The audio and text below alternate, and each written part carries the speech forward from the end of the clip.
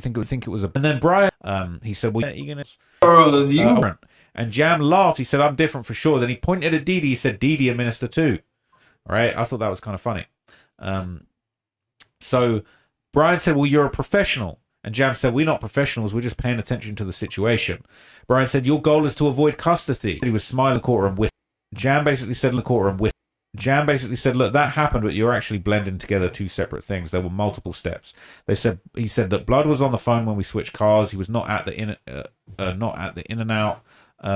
He basically said, Brian said, "Well, while you were getting rid of the guns and the cars," he said, "we ditched the guns and the cars, got in Cuz's car, and Dirk was on the phone. And then at the in and out, later on, Dirk was on the phone separately." He said that Grant, Didi, Boogie, Flocker, and Lindsay was all in the car, and Dirk was on FaceTime. FaceTime, he said, "That's when I saw him." He said that's when you saw him through the gang sign. He said, "I never said I threw a gang sign."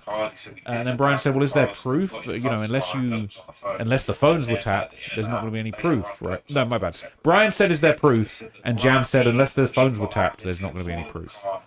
Brian said, "Well, that would have been great, right?" That's very ironic for him to say that. And then he said, "After that, you cowardly ran to